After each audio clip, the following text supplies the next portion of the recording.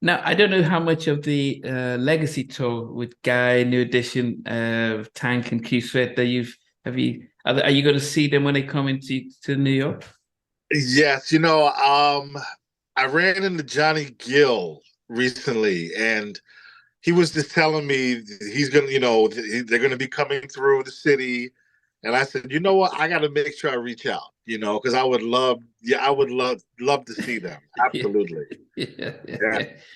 Yeah, I mean, when you see the, I mean, especially when you think about when Al came out, he was on the tour with New Edition, Bobby Brown, and I'll Be Sure. Does that sort of bring back memories of wow, look at what absolutely, Namdi, because in this industry, as they say, 5 years in the music industry is a long time. You can last for 5 years.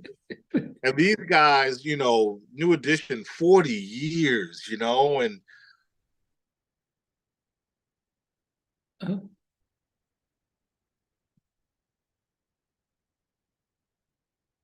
oh, it looks as if he's um, you're there we saying that yeah that's just yeah I mean you because generally you think like Al should be in general should have been on the tour with them and it would have been a real full circle stuff. Oh wow, yeah. I know he has other obligations and everything, and I know he would have loved to be a part of that again. So, hey, but there's always going to be another one. Hopefully there'll be another one, and he'll be a part of it. But yeah, it just feels like 1988 all over again. Yeah, but yeah I mean I think one of the things that would be interesting just to start off which yeah and not a lot has been said about DJ Eddie F um and but because he's quite quiet almost like yourself semi-reclusive so we barely hear from him but what I mean what would you describe how do you describe Eddie F because I just think he was just a DJ, and Right. you guys were the main people with Heavy D, and he was just the guy who just plays the records at the back. No, no, yeah, he was the technology guy. Way back when he was a teenager, he was into DJing, but he was one of the first guys to get the drum machine back in the late '80s.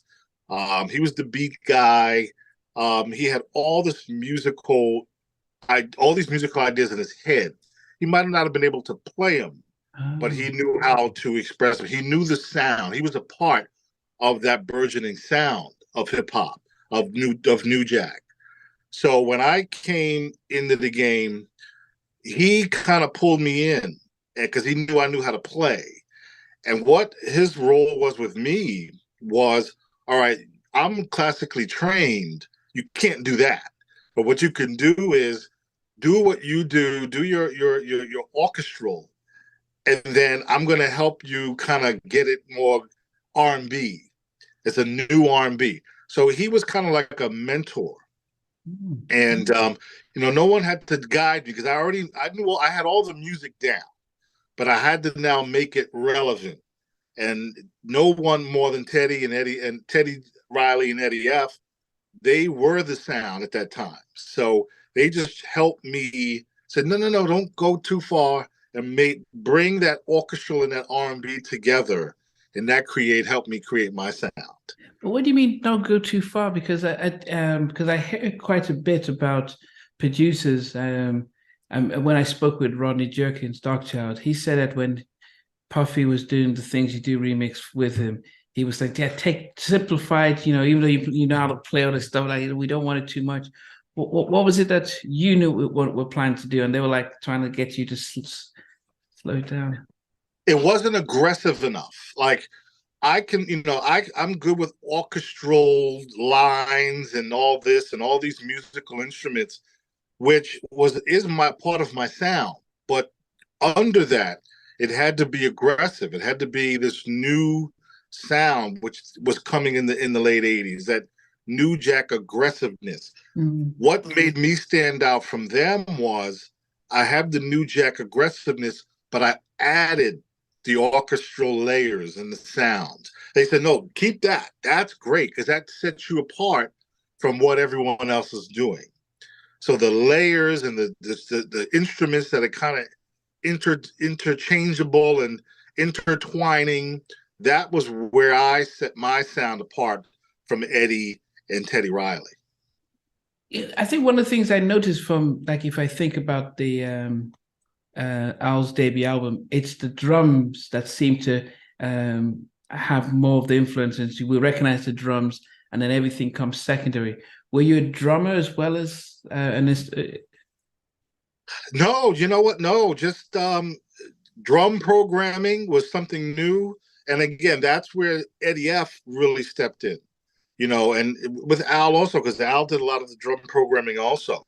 uh, We learned that we kind of got that vibe from what Eddie F was doing. And then when Teddy became a part of it, he mastered it. He had his own style. So, so the drum part was where that was exactly what we kind of learned from Eddie F. Musically and with Al with the vocals, we had that. We just now had to help make it more aggressive.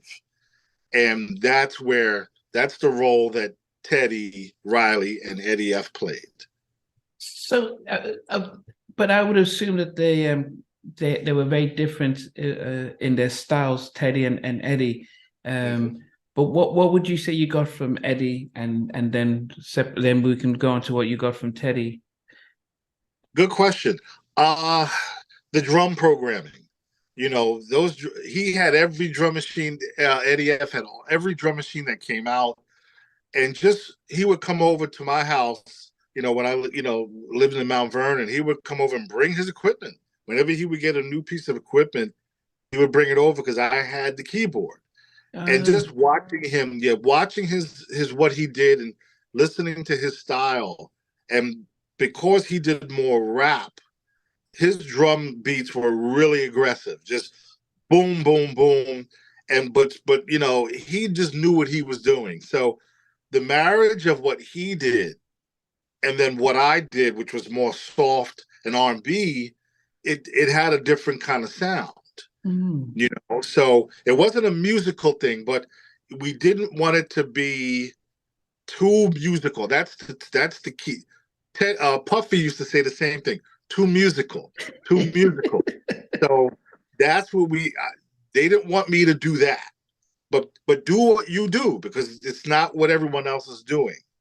And the difference with Teddy was his drum. Remember, he's a musician. He's a top-rated musician. So he didn't want his drums to be in the way of his music, his bass line. Everything had a space with him. So he wouldn't do the big rap type of drum unless it was a rap record, but for his R&B, what he did with Guy and Blackstreet and Keith Sweat, he had to give his drums space. So he had a feel. His drums had a different feel from everybody else. So learning between those two with the drum programming, hey, who else did you need? So that's what me and myself and I'll Be Sure, we kind of leaned on their influence with the drum programming. Did you ever think at those early days, though, that especially if Eddie's come to your house with with his drum machine, did you think we're going to go big time, we're going to go international, or was it just like a vocational stuff instead of being on the streets for doing some music? Namdi, no, you never think past the next day, and obviously it was a lot of fun. We knew we were on the precipice of something special because no one else was doing it. This sound wasn't out yet. It was something that was very New York. You could even say Mount Vernon, Westchester County. We had no idea where it was going to go, but we knew it was a lot of fun, and we were doing something. We were finding our talent. We didn't know what we could do. So this is now we're able to put it on tape. You could play it in your car for your boys and for your girls. So that's as far as it was getting. Now, Eddie already had his records out with Heavy. So yeah, he was already good to go. But all of us were trying to kind of follow suit. Says, oh, if that's Mount Vernon, and Eddie F, and even have they were always open to putting people on, especially that was from Mount Vernon. So they were a very positive influence also. But we had no idea it was going to become what it did. None at all.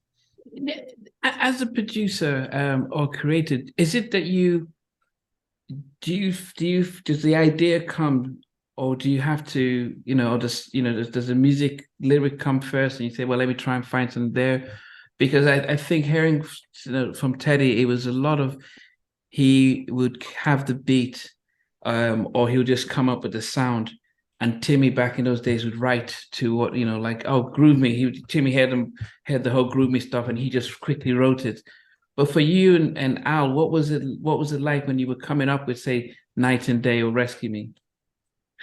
Music always came first, because I just I created so much material, very raw, get the idea and the vibe. I was learning how to put together a relevant sounding song, track. It wasn't just music. Now it had to have an identity. So I always had a lot of music. And then Al would key on something. I'll be sure would key on something. He would hear maybe 8 tracks and go, whoa, that one. And then he would just kind of lock right, and he would get his headphones and he would go sit in a corner with that track, and no one would talk to him. And he's just sitting, and he's got his pad and his thesaurus and his dictionary to make sure his lyrics make sense. And that's how we usually created a song. Wow. I think that doesn't get credited enough, how much of a songwriter he is, because we just, and I think we just see him as a singer, but we don't recognize that lyrically, was it the two of you writing the lyrics, or he did most of the lyrics and you did all the music, or how was it? Exactly. He did all the lyrics and I did all the music. Oh, okay. Did you venture into working on the lyrics as well, or? No. I knew it wasn't my thing. Okay. I knew that I wasn't going to be able to write deep lyrics like the people that I was around. Terry Robinson and the girls, the group The Girls, and all these writers around me, Casey Haley and Jodeci.